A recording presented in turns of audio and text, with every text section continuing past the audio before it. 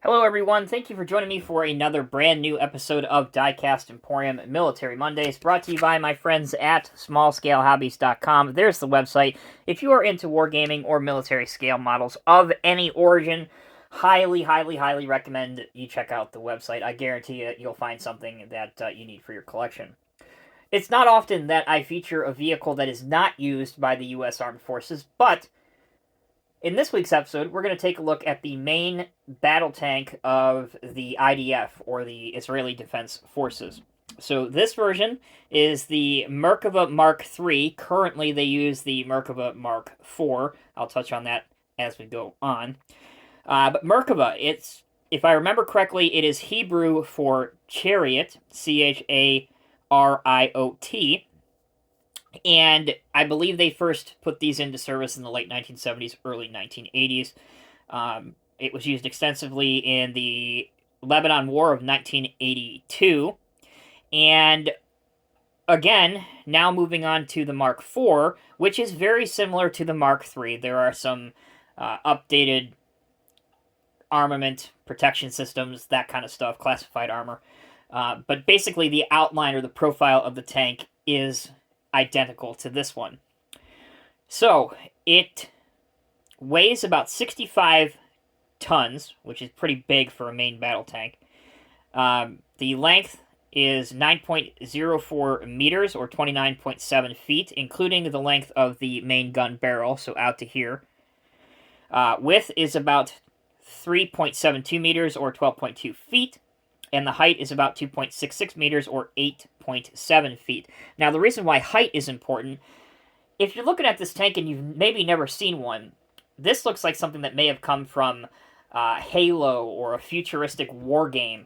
And that's because of one of the reasons is because of its very low profile, its very low stance.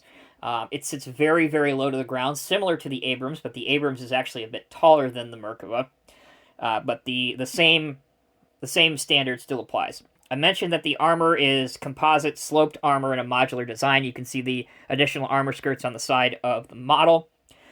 It has a 12.7 millimeter machine gun, 3 7.62 millimeter machine guns, an optional Mark 19 automatic grenade launcher, an optional 60 millimeter mortar, 12 smoke grenades, which are these pieces that you see right here, and then obviously a 120 millimeter main gun, smoothbore cannon. This piece right here. What else do I need to mention about the real thing? We're not quite sure totally, but we believe that it can go about 40 miles per hour on road or 34 miles per hour off-road. Alright, so let's transition now to the model that you've seen in front of you for a few minutes now. This is made by Trident Miniatures. Again, this is the Mark or MK-3 version, so not the most current version, but close enough for government work. If you'll excuse the pun.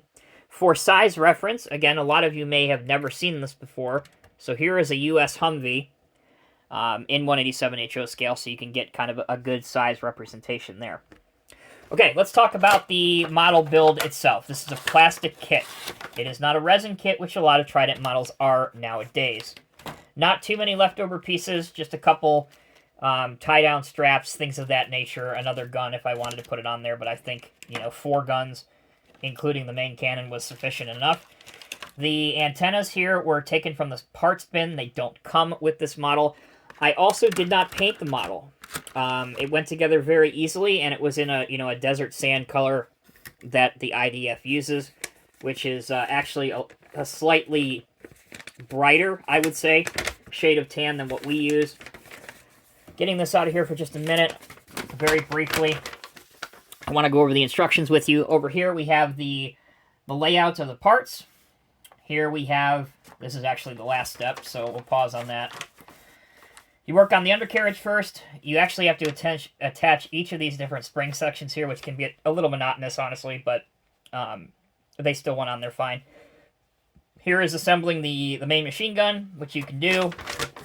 And then finally, you put the finishing touches on the back, and within a couple hours or so, you end up with something that should look remarkably close to this. I did paint the rear taillights. Again, I painted the machine guns as well.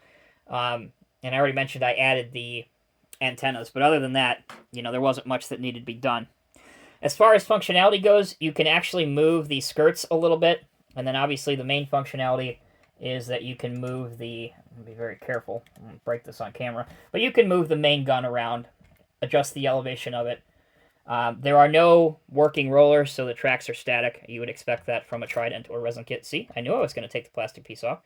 But again, that actually is a good thing because it allows me to show you that if you don't want the additional skirt protection on, you can take it off. So this is what it looks like with it off. This is what it looks like with it on. Hey, some things just actually end up working out. Last thing to point out is I put a jerry can here and then an entrenching tool known to the rest of the world as a shovel, which I detailed out and put on the other side. So there you go, guys. Something different this week. Hope you enjoyed it. I know Greg has several Mark IVs in stock, I believe from Diecast, which is actually going to be a little bit better of a model than this one is. But he may still have some of these Mark IIIs. So if you want a Merkava, either give him a call, shoot him an email, and say, hey, I saw Tommy's video. I would like a Merkava for my collection. And you can go from there.